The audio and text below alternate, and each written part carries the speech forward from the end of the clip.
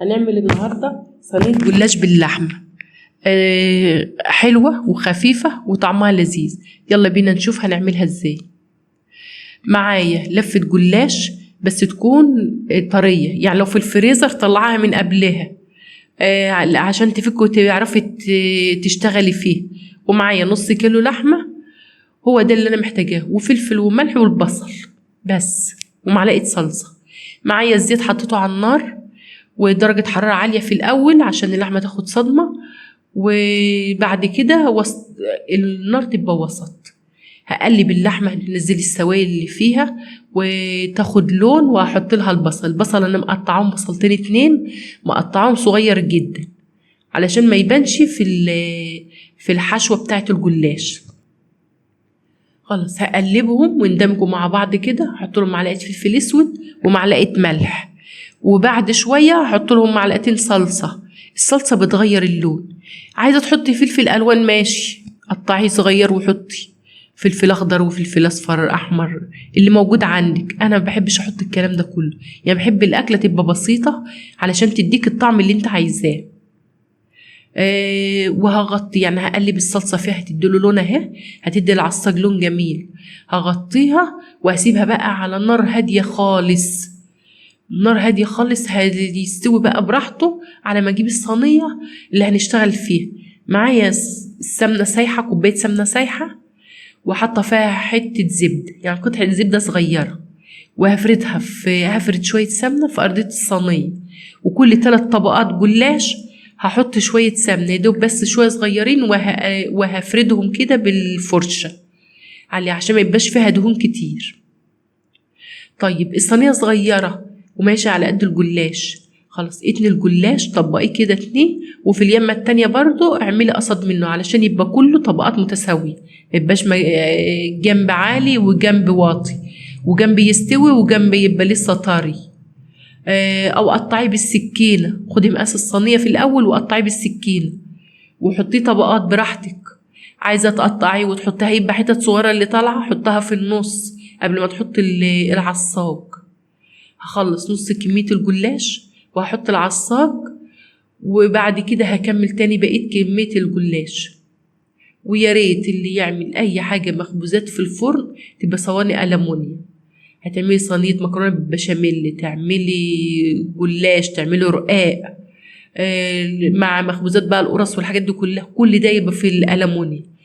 في الألمونيا بتسوي الأكل حلو في الفرن وبتخلي له نفس حلو.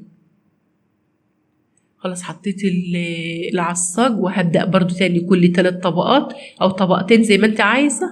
ادهني بسيط كده سمنة بسيطة ووزعها بس عليها كده حاجة بسيطة خالص. خلصي الكمية، يكون الفرن أنا مولعة من قبله درجة حرارة عالية في الأول لحد ما يسخن الفرن، وهحطه في الفرن وهخلي درجة الحرارة في الوسط علشان لا يتحرق مني ولا ينشف كده ويجلد ويبقى وحش لو درجة الحرارة واطية.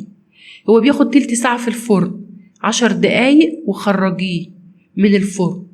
اسقيه التشربة اللي انت عاملاها له علشان يبقى طري ويبقى حلو ويبقى طعمه جميل.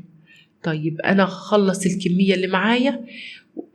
الطبقة اللي قبل الطبقة الأولانية الأخيرة خالص اللي قبل ما أقطع، اللي هتبقى تعتبر الأولى من فوق، ما تدهنهاش سمنة في الآخر، سيبيها لما تقطعي الأول وبعد كده دهنها سمنة، علشان خاطر لو دهنتي سمنة في الأول تيجي تقطعي السكينة بتمسك فيها وإيديك بتمسك فيها، ما انتش عارفة تعمل ايه، ويحصل بقى لخفنة والطبقة دي تروح على دي ووش كده.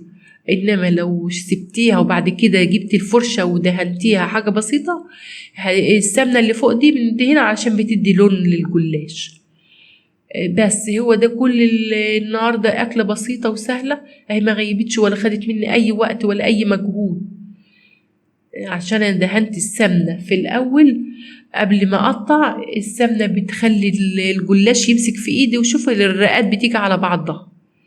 حطيته في الفرن 10 دقايق، وبعد كده خرجت حطيت كوباية اللبن على معلقة بيكنج باودر ومعلقة فلفل اسود وشوية ملح بوصات، وقلبتهم حلو وسقيتهم. دي التشربة بتاعته، سقيته بيه وهو طبعا طالع من الفرن سخن، واللبن يا دوب يبقى فاتر كده، واحطه تاني في الفرن ياخد ال10 دقايق، وساعة ما اطفي عليه على طول، لحظة ما اطفي عليه هغطيه علشان خاطر يورق كده ويبقى حلو. البيكنج باودر بيخليه يورق وما يخلوش مكتم، يخليه كده الطبقات ويخليه حلو، ما يبقاش مكتم على اللحم ويعجن لما تيجي تسقيه اللبن.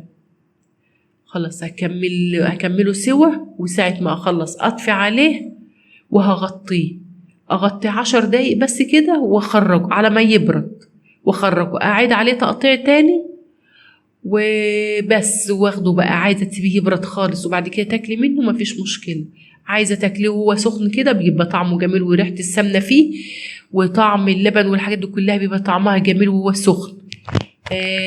ودي كانت اكلتنا النهارده، واشوفكم في فيديو جديد ان شاء الله، ويا ريت تدعمونا باللايك.